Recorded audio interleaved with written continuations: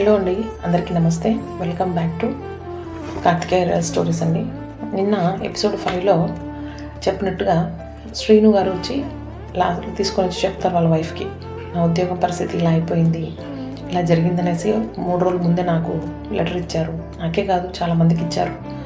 అందరూ ఇలా జాబ్ మానేయాలని మీరు అని చెప్పాడనమాట. మా ఓనర్ అని చెప్తాడు. అది విన్న రత్న కొంచెం గాబరా పడుతుంది. ఎలాగండి, మీరు ఒక్కరు తీసుకొని వస్తారు, ఇంతమంది తినాలి, ఇంతమందిని, మన 3 పిల్లల్ని చదివిస్తున్నాం, బాబుకైతే ఫీజులు కట్టాలి, పిల్లలైతే గవర్నమెంట్ స్కూల్లో చదువుతున్నారు కాబట్టి ప్రాబ్లం లేదు, వాళ్ళకైనా అన్నం పెట్టాలంటే ఎలాగండి అని ఇద్దరు మాట్లాడుకుంటే ఏదో ఒకటి చేయాలి రత్న, ఎలాగైనా సరే వేరే ఉద్యోగం కోసం నేను ప్రయత్నిస్తాను. అలాగే నాన్న వాలీబాల్, సీత వాళ్ళ నాన్న వాలీబాల్ ప్లేయర్ అనమాట. వాలీబాల్ ప్లేయర్లో మంచి ఛాంపియన్స్లో అంతా స్టేట్ వైజ్గా ఆడి ఛాంపియన్షిప్స్ అంతా తెచ్చుకొని వచ్చి ఉంటాడు. దాని తరపున కూడా స్కూళ్ళకి వెళ్ళి అడిగేసి వస్తాడు నెక్స్ట్ డే. అయినా కూడా ఎక్కడ అప్పటికే చాలామంది ఉంటారు నేర్పించేవాళ్ళు. సో అలా కూడా కుదరదు.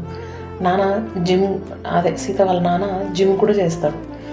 సో జిమ్లో వెళ్ళి కూడా అడుగుతాడు. కానీ జిమ్లో వెళ్ళి ఇప్పుడు కొత్తగా ఒక జిమ్ పెట్టిన అతను వచ్చి సీత వాళ్ళ నాన్న శ్రీను శిష్యుడే.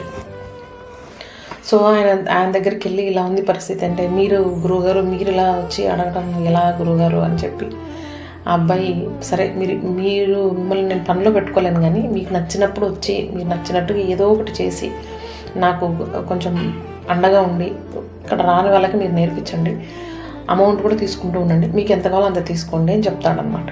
అలా ఏం వద్దు, నేను నీ దగ్గర పనికే చేరుతాను, ఎంత ఏమి అనేది చెప్పు అంటే, అబ్బాయికి జిమ్తో పాటు క్యారమ్స్ ఆడే ఒక చిన్న ఏరియా, తర్వాత కార్డ్స్ ఆడిపించేది, అలాంటి ఒక చిన్న క్లబ్ లాంటిది నడుపుతూ ఉంటాడు ఆ అబ్బాయి. మీరు ఇదంతా చూసుకోండి అంకుల్, మీరు ఇదంతా చూసుకోండి గురువు గారు, నేను అప్పుడప్పుడు బయటకు వెళ్ళాల్సి వస్తూ ఉంటుంది కదా, మీరు ఎంత అడిగితే నేను అంత ఇస్తాను అని చెప్తాడనమాట. సరే అట్లయితే ఇప్పుడు జస్ట్ చూసుకునేదే కాబట్టి శ్రీనుకి అతిగా డబ్బులు తీసుకోవడం కానీ, ఇంకొకరి దగ్గర చేయి చాపి ఎక్కువ డబ్బులు తీసుకోవడం కానీ అస్సలు ఇష్టం ఉండదు. అతను చేసే పని ఎంతో చూసుకొని అంతనే తీసుకుంటాడు అనమాట. సో మీరు ఎంత అడిగితే నేను అంత ఇస్తాను అంటే, సరే నేను మళ్ళీ అడుగుతానులే అని చెప్తాను. ఆ తర్వాత అబ్బాయి వాళ్ళ నాన్న ఉంటారు, ఆ అబ్బాయి జిమ్ పెట్టిన అబ్బాయి వాళ్ళ నాన్న శ్రీనుకి కొంచెం ఫ్రెండే, తెలిసిన అతనే. సరే మన శ్రీను ఉంటే ఏం ప్రాబ్లం లేదు అన్నట్టుగా అక్కడ ఒక 2-3 months లేదా 4 months బాగానే చేస్తారు. చేస్తే 1500 దాకా డబ్బులు తీసుకుంటూ ఉంటాడు. అలా ఏదో చేస్తూ అమ్మ అడ్జస్ట్ చేస్తూ అలా జరిగిపోతూ ఉంటుంది. ఇంతలో చెల్లైన ఆమె మేనత్త, సీత వాళ్ళ మేనత్త వచ్చి, నేను ఇంట్లో నుంచి వెళ్ళిపోతానని డైరెక్ట్గా చెప్పకుండా పని చేసేటప్పుడు సామాన్లు కింద పారేసి మీద పారేసి అలా ఎక్కువ సౌండ్ చేస్తూ ఇష్టం వచ్చినట్టుగా చేస్తూ ఉంటుంది ఇంట్లో బిహేవియర్. అది కూడా తెలుసుకున్న తను, ఎందుకు ఇలా చేస్తున్నావు, ఏమైంది అని రత్న అడిగితే, ఏం లేదు అని చెప్పి సింపుల్గా వెళ్ళిపోవడం. తను నెలసరి డబ్బులు తీసుకొని వచ్చి రత్న దగ్గర ఇచ్చేది కదా, అది కూడా ఇవ్వకుండా తన దగ్గరే పెట్టుకునేది. రత్న అడిగేది కాదు, ఎందుకంటే ఆడపిల్లల డబ్బు అడగాల్సిన అవసరం లేదని ఆమె సైలెంట్గా ఉండేది. కానీ ఈమె మాత్రం అలాగే ఎత్తిపెట్టుకునేది. బయట వాళ్ళ ఇన్ఫ్లుయెన్స్ చాలా ఎక్కువ అవుతుంది ఈమె మీద, సీత వాళ్ళ మేనత్త మీద. సరే డబ్బు కూడా ఇవ్వట్లేదండి అని చెప్పి సీను ఇంటికి రాగానే చిన్నగా చెప్తే, సరే నువ్వేం అడగద్దు, సైలెంట్గా ఉండు, నేను తీసుకుని వచ్చే దాంట్లోనే చెయ్యి, ఇలా అంతా చేస్తోంది అని కూడా చెప్తుంది రత్న. పెద్దగా పట్టించుకోవద్దు, వదిలేయి అని చెప్తాడు ఆయన. సరే మళ్ళీ రోజు అదే, మంచం జరపాలన్నా ఇంకోటి చేయాలన్నా పెద్ద సౌండ్స్ చేసుకుంటూ ఇలా చేయడం అలా చేయడం, గాబరా పెట్టడం, మనుషుల్ని చాలా ఇబ్బంది పెడుతూ ఉంటుంది. సరే రత్న ఒకరోజు ఫిక్స్ అయిపోతుంది, తినకి ఇక్కడ ఉండడం ఇష్టం లేదు, అందుకే ఇలా చేస్తోంది. వచ్చినప్పుడు తిని ఎట్లుండింది, ఇప్పుడు ఎలా ఉంది. రత్న ఏమనుకుంటుందంటే, వాళ్ళ అన్నయ్యకి జాబ్ పోయినందుకు ఇంకా నా డబ్బుల మీద వీళ్ళంతా బతుకుతారేమో, నా డబ్బు ఇవ్వాల్సి వస్తుందేమో అని ఆమె భయపడుతుంది అని అనుకుంటుంది. కానీ తనకు అంతకు ముందే రత్న సైడ్ పుట్టింటి వాళ్ళు ఈమెకి ఇన్ఫ్లుయెన్స్ చేసి, నువ్వు ఉంటే ఆమెకెందుకు నువ్వు అంతా చేసి పెట్టాలి, రత్నకెందుకు నువ్వు అన్నీ చేసి పెట్టాలి, అవసరం ఏముంది, అవసరం లేదు, నువ్వు బయటికి వెళ్ళి ఒక్కదానికి బతుకు అని చెప్పి ఆమె ఇన్ఫ్లుయెన్స్ చేసిన విషయం రత్నకు తెలియదు. సో రత్న ఏమనుకుంటుంది, సరే మా దగ్గర ఇప్పుడు డబ్బు లేదు కదా, ఆమె డబ్బు ఎక్కడ తీసుకుంటామో అని ఫీల్ అవుతుందేమో అని.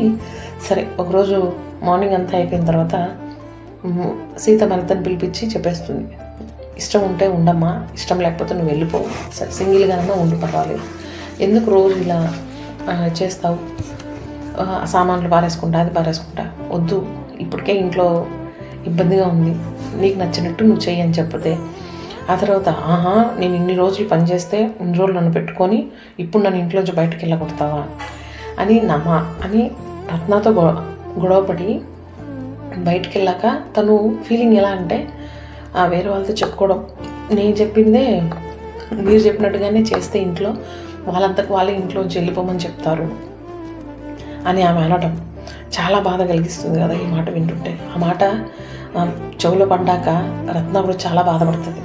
అదేదో నాకే చెప్పి నేను ఇంట్లోంచి బయటికి వెళ్ళిపోవాలనుకుంటున్నా అని చెప్పి పంపిస్తే వెళ్ళిపోయింటే ఎంత బాగుండేది. అలాంటిది ఇలా చేసి నా నోటి నుంచి ఇంట్లోంచి వెళ్ళిపోమని చెప్పేంతవరకు వచ్చింది కదా అని రత్న ఈ బాధలో కాకుండా మళ్ళీ ఇంకొక బాధ అన్నట్టుగా ఆ బాధ కూడా పడుతూ ఉంటుంది. చాలా ఫీల్ కూడా అవుతుంది. సరే అన్ని టయాలు మనమే ఉండవు కదా అనేసి సైలెంట్ అయిపోతుంది రత్న. తనకు నచ్చినట్టుగా తను ఉండని, తను ఏమి ఇబ్బంది పెట్టద్దు అనుకున్నట్టుగా సైలెంట్ అయిపోతుంది.